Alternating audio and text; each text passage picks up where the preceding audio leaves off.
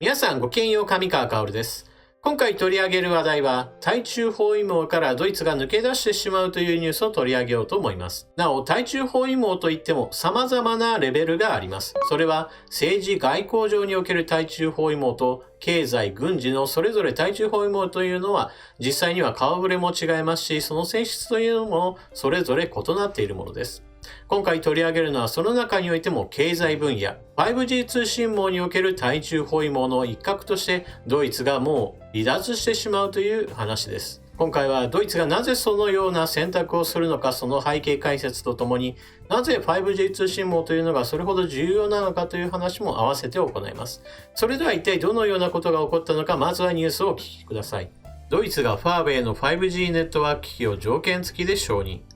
アメリカやイギリスで禁止されたファーウェイの 5G ネットワーク機器を許可する法案をドイツのメルケル政権が承認したと報じられました。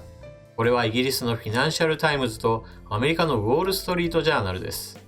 現地時間2020年12月16日、メルケル政権はファーウェイなどのネットワーク機器を許可するという法案を承認しました。ただしこの法案には自社の機器の安全性について保証を必須とし、違反に対して金銭的責任を負い、ドイツの保安当局にネットワークの整合性を監視する技術的及び法的手段を提供する限りにおいて、ネットワーク機器を許可するという厳しい条件が付けられており、当局が公共の利益ないしは安全保安上の懸念に抵触すると判断した場合には、許可を取り下げることが可能です。同法について、ゼーホーファー内務大臣は、ネットワークセキュリティの懸念に対処するだけでなく、市場技術競争のために開放し続ける法的根拠となる。我々は適切な方法で信頼性について監視できるような規制を作成したとコメントしています。ファーウェイの 5G ネットワーク機器に関して、アメリカはファーウェイ製品が安全保障上のリスクをもたらすと主張しており、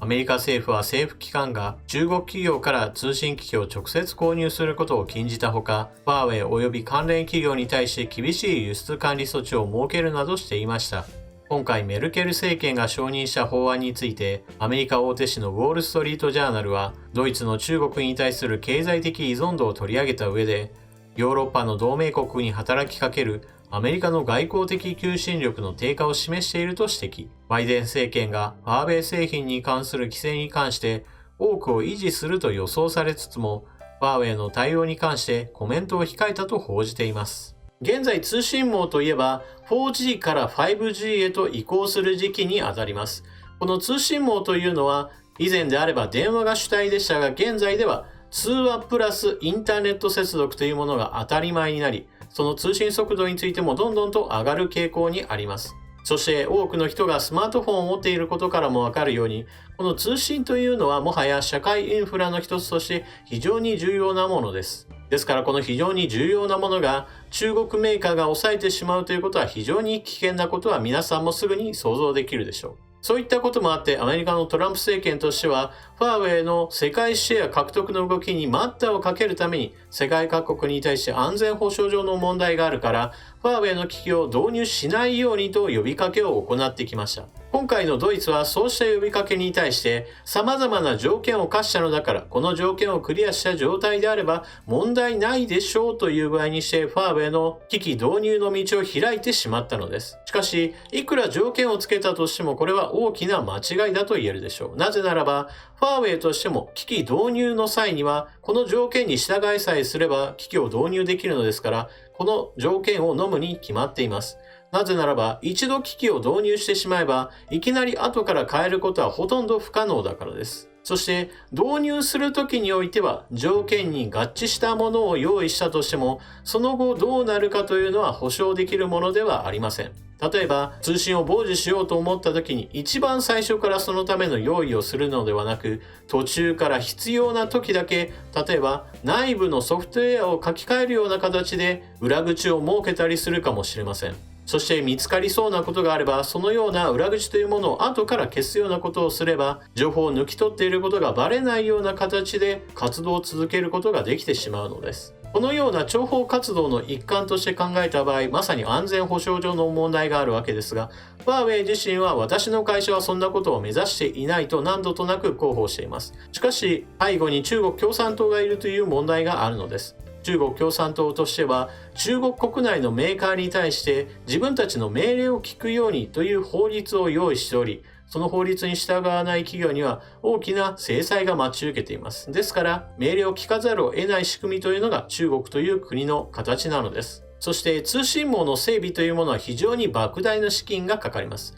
日本のドコモであったり au であったりソフトバンクの基地局の整備には何千億円かかり、そして中には1兆円を超えるような金額に到達することもあります。そのことは逆に言えば、調達される側のファーウェイとしては機器の導入に際して何千億円という売上というものが発生することとなります。その莫大な売上から利益が残り、その利益を再び研究投資に回せば、現在の 4G から 5G へと移行し、その次の第6世代通信技術についても研究で先行することができます。そして通信技術が先行するということは、それだけ未来により大きな市場を獲得することができます。それは使用用途が広がるからです。現在では無線通信というものは光ファイバーのような固定回線の速度にかないません。しかし 5G から 6G、6G から 7G へと世代が進むごとに、それら固定回線との速度差というものを解消する可能性があります。技術が進んでいけば固定回線にかなわないというこの常識もいずれは覆せるかもしれませんし、そもそもたとえ固定回線にかなわないとしても必要十分な高速通信というのが確保できるかもしれません。そのようなことになれば多くの人々がもう光ファイバーを導入しなくてもいいよねという具合にして無線通信に全ての人が移行する可能性すらあります。一方、ファーウェイのような会社がシェアを取ってしまった後では、その他の会社は市場から弾き出されることとなり、小さな売り上げしか持たないこととなります。小さな売り上げしかなければ当然のように利益も小さくなります。そして小さい利益から研究投資に回していくというのは非常に心もとないものです。そのような技術的な格差というものが広がっていけば、当然のように中国メーカーが A という国だけではなく地球全土の様々な国々において通信インフラという社会の根幹の部分を握ることができてしまうのです。だからこそ一つでも多くの国々がこうしたファーウェイの機器導入に対して反対意見を持つということが非常に重要なのです。しかしドイツは様々な条件はつけましたよという言い訳は用意しつつも、ファーウェイの機器が普及する道にお墨付きを与えてしまいました。この背景にあるのは何といってもドイツはもともと親中国家だということです。このチャンネルで何度かこのドイツの親中ぶりについては指摘しましたが、このことがまさに今回は炸裂してしまったという印象があります。ドイツのメルケル首相はそれこそ中国の習近平主席との会談というものも非常に多く行っていますし、ドイツ経済は中国経済との結びつきが非常に深いです。そして今回の決定の伏線となる出来事というものはすでにありました。それはドイツの通信大手ドイツテレコムです。ドイツテレコムがそれこそ 5G 通信網を整備するにあってファーウェイの機器をすでに導入していました。ですからアメリカの要請でドイツ国内におけるファーウェイを排除すべきだというそういった外交的な働きかけがあることに対して、ドイツテレコムの CEO はすでにファーウェイの機器を導入しているんだから、今更ファーウェイを排除するようなことになれば、2000億円から3000億円程度の損害が発生するという具合にして、ファーウェイ排除することに対する反対意見を表明して、ドイツ政府に働きかけを行っていました。政府としては中国との関係を重視しているし、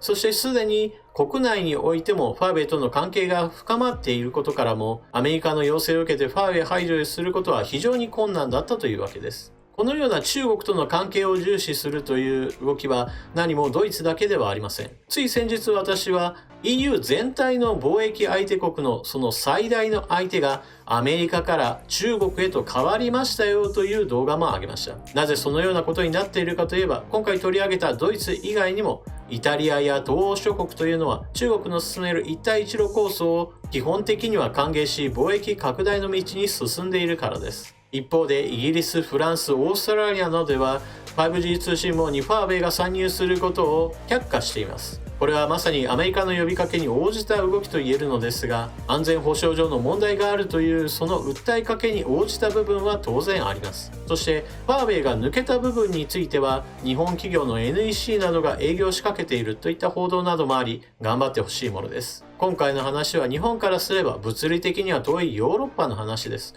しかし関係ないわけではありません。中国メーカーが世界的なシェアを広げていくということは、それだけ世界中から中国へとお金が集まるという現象を意味します。そして中国にお金が集まる。そのお金が集まり、中国共産党の力になれば、それは当然のように中国国内における人権弾圧の原動力となりますし、またその経済力というものは当然のように軍事力にも転換されます。その影響というものは日本にとっても必ず及んでくるものなのです。皆さんはこのニュースを聞かれてどのようなことを考えたでしょうか。ぜひともコメントしていってください。それでは動画を最後までご視聴いただきありがとうございました。チャンネル登録していない方はぜひともチャンネル登録を。そして次の動画もまた見てくれると嬉しいです。それでは次の動画でまたお目にかかりましょう。またね。